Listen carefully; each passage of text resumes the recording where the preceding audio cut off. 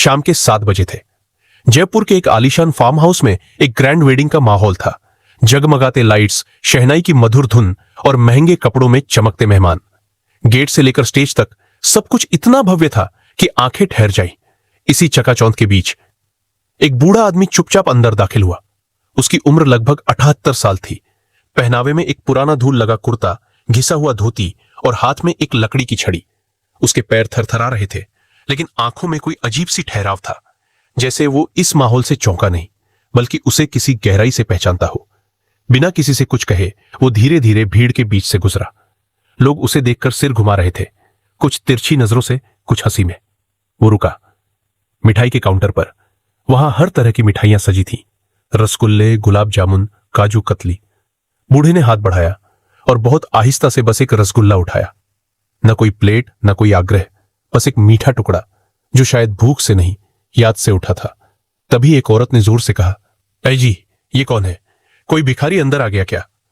एक और मेहमान हंसते हुए बोला, मुफ्त का खाना खाने चले आते हैं, शादी हो या मंदिर, हर जगह मिलेंगे ये लोग। तीसरा आदमी बोला, बिल्कुल फिल्मी सीन लग रहा है, बूढ़ा भिखारी आया मिठाई चुराने। हंसी का एक हल्का सा दौर चला। किसी ने मोबाइल निकालकर वीडियो बनाना शुरू किया, पर बुजुर्ग ने कुछ नहीं कहा, न कुछ खाया, न कुछ बोला। वो बस रसगुल्ला हाथ में लेकर एक कोने में जाकर चुपचाप बैठ गया। भीड़ से थोड़ा हटकर स्टेज की ओर देखता रहा, जहां दूल्हा और दुल्हन वरमाला की तैयारी में थे।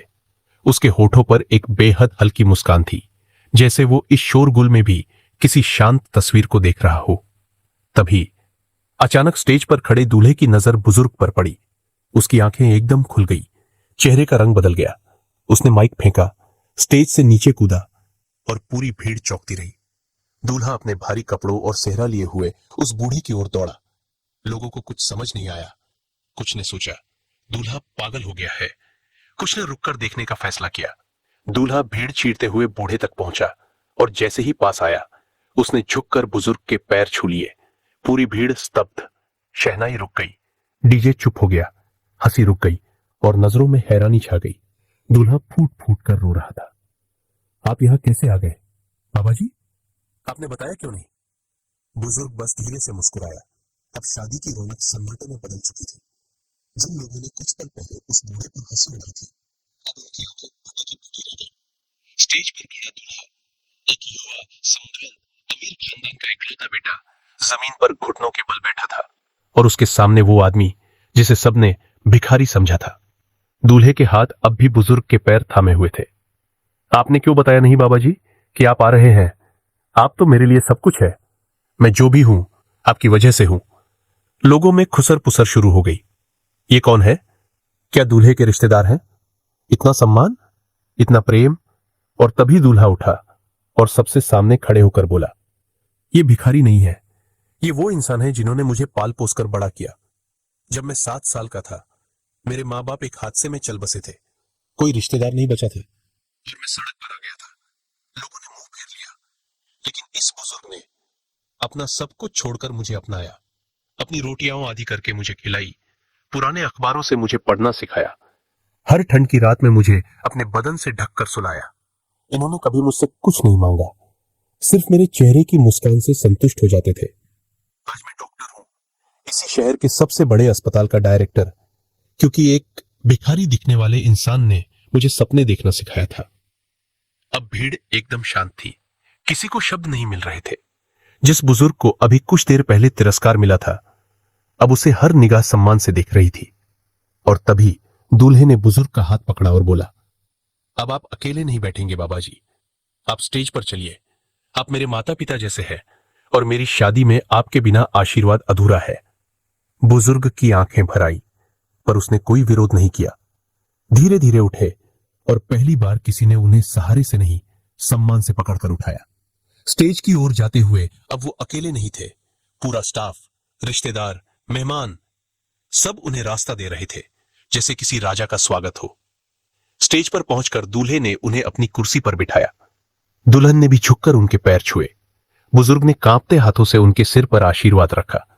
भीड़ अब तालियां बजा रही थी, पर वो तालियां शोर के लिए नहीं थी, वो शर्म, सम्मान और सीख की तालियां थी। स्टेज पर अब तस्वीर बदल चुकी थी। जहां कुछ मिनट पहले सिर्फ दूल्हा दुल्हन की जोड़ी थी, अब बीच में बैठा था एक साधारण फटेहाल कपड़े पहना बुजुर्ग, जिसके चेहरे पर न कोई शिकवा था, न कोई घमंड। बस एक बात थी, पूर्णता। दूल्हा अब माइक पर आया और बोला, आज मैं आप सबके सामने ये कबूल करता हूं, जो कुछ भी मैं हूं इस इंसान की वजह से हूं। कई बार मैंने इन्हें तलाशा, बुलाया, लेकिन इन्होंने कहा, अब तुम उड़ना सीख गए हो, मुझे देखने की जरूरत नहीं। पर आज जब मैं अपने जीवन का सबसे सुंदर पल जी रहा हूं, इनकी मौजूदगी ने इसे अमर बना दिया। अब बुजुर्ग की बारी थी। उन्हें माइक दिया गया। कमजोर हाथों से उन्होंने माइक पकड़ा और धीमे धीमे बोले, मैंने कभी ये नहीं सोचा था कि मेरा एक टुकड़ा रसगुल्ला इतना भारी पड़ जाएगा। मैं तो बस उस पल को देखना चाहता था जब वो बच्चा जो कभी फटे स्कूल बैग के लिए रोता था, आज अपने जीवन की नई शुरुआत कर रहा है। लेकिन जिस समाज में मैंने उसे आगे बढ़ते देखा, वहीं आज जब मैंने एक मिठाई उठाई, मुझे फिर से वहीं ला खड़ा किया गया जहां मैं था, नीचे। पर आज आप सबने मुझे फिर ऊपर उठा दिया। ध्यान रखिए, जिसे आप एक मिठाई चुराते देख हंसते हैं, वो कभी किसी को जिंदगी की मिठास सिखा चुका होता है। भीड़ अब रो रही थी। कुछ ने चेहरा छुपाया, कुछ ने वीडियो बंद कर दिया, कुछ ने अपने बच्चों का हाथ पकड़ा और कहा, सीखो बेटे, ये होती है असली महानता। शादी अब पहले जैसी नहीं रही। दावत जारी थी, लेकिन अब हर किसी ने कम से कम एक प्लेट बुजुर्गों के लिए निकाली। कोई उन्हें कुर्सी दे रहा था, कोई खाना परोस रहा था, और उस कोने की मिठाई टेबल पर अब एक नई तख्ती लग गई थी। यहां हर मिठाई पर किसी की कड़वी जिंदगी की कहानी छुपी हो सकती है। शादी की रात समाप्त हो चुकी थी। बुजुर्ग फिर से बाहर जा रहे थे, चुपचाप। पीछे से दूल्हे ने दौड़कर उनका हाथ पकड़ लिया। बाबा जी, आप अब कहीं नहीं जाएंगे, आप मेरे घर चलेंगे, हमेशा के लिए। बुजुर्ग मुस्कुराए, नहीं बेटा, अब मेरी जगह हर उस बच्चे के दिल में है जिसे दुनिया छोड़ देती है, लेकिन कोई उठाकर फिर से खड़ा कर देता है। मैं रहूं या ना रहूं, पर याद रखना, जिसने मिठाई उठाई थी, उसने कभी किसी को भूखा नहीं सोने दिया था। जिसे तुमने एक रसगुल्ले के लिए हंसाया, उसी ने कभी किसी को पूरी जिंदगी की मिठास दी थी।